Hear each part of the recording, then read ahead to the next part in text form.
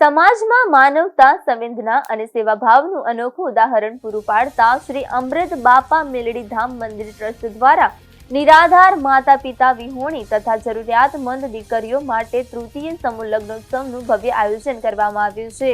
આ આયોજન અંતર્ગત કુલ 19 દીકરીઓના વિવાહ સન્માનપૂર્વક સંપન્ન કરવામાં આવશે.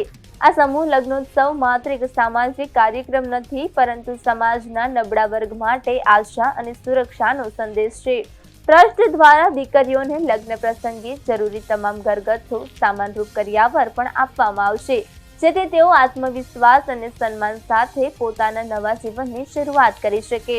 ટ્રસ્ટે આવનારા સમયમાં વધુ ને વધુ નિરાધાર દીકરીઓના લગ્ન યોજવાની મહત્વાકાંક્ષી યોજના પણ ઘડી છે. આ પ્રયાસ સમાજમાં સમાનતા, સહકાર અને માનવતાની ભાવનાને વધુ મજબૂત બનાવે છે.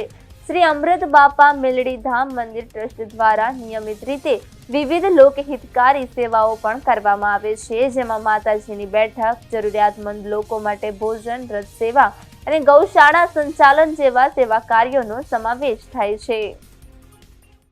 આયોજન છે અમૃત બાપા મેલડી ધામ મોટી ખડોલ દ્વારા થઈ રહ્યું છે અને અમૃત બાપા મેલડી ધામ મોટી ખડોલ એ ડાકોર પહેલા આવેલું છે મંદિર, અને મંદિર દ્વારા ચાલતું જય માડી ચેરિટેબલ ટ્રસ્ટ આની પહેલા પણ 2 સમૂહ લગ્ન આયોજિત કર્યા હતા અમદાવાદમાં, અને અત્યારે મોટી ખડોલ ધામની અંદર 19 સર્વજ્ઞાતિની દીકરીઓનું સમૂહ લગ્ન યોજી રહ્યા છે.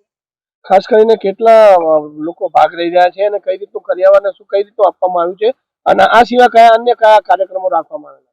અમારા ટ્રસ્ટ દ્વારા ત્રીજી વખતનું લગ્ન છે અને એમાં સર્વજ્ઞાતિની એવી જરૂરિયાતમંદ દીકરીઓના 19 દીકરીઓના સમૂહ લગ્ન યોજી રહ્યા છે. તારીખ 12/2 એટલે કે આજના દિવસ અમે યોજી રહ્યા છીએ, અને બહુ જ કહેવાય છે કે અમૃત બાપાના મેલડીમાંના આશીર્વાદથી અને અમારા અમૃત બાપાના પ્રેરણા થકી આજે અમે ભરપૂર કરિયાવર જે જરૂરિયાત છે દીકરીઓને, આપણે જ્યારે કોઈ પણ એક પિતા એમના દીકરી માટે જે આપવા જેવું હોય છે બધું જ કરિયાવર અમે અમારા ટ્રસ્ટ દ્વારા દીકરીઓને સમર્પિત કરીએ છીએ.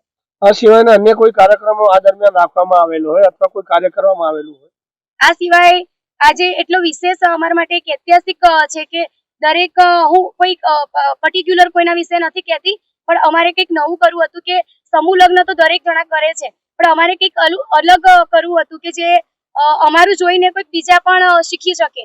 તો એવું પ્રેરણાદાયક આજે અમે પગલું ભર્યું છે કે જે શહીદ થઈ ગયેલા પરિવાર છે એ પરિવારોને અમે સન્માનિત કરવા માંગીએ છીએ અહીંયા જય માડી ચેરિટેબલ ટ્રસ્ટ દ્વારા.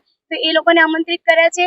એ ઉપરાંત આપણે રાષ્ટ્રપતિ કે એ રીતે જે એવોર્ડ પદ્મશ્રી મળેલા છે એવા મહેમાનોને અમે અહીંયા આમંત્રિત કર્યા છે અને અમારા ટ્રસ્ટ દ્વારા સન્માનિત કરવામાં આવ્યા છે. અને એ ઉપરાંત સમાજ માટે એક સારો એવો દાખલો કે સમાજ માટે સોશિયલ માટે આપણે શું કરી શકીએ, તો રક્ત શિબિરનું પણ આયોજન કરવામાં આવ્યું છે.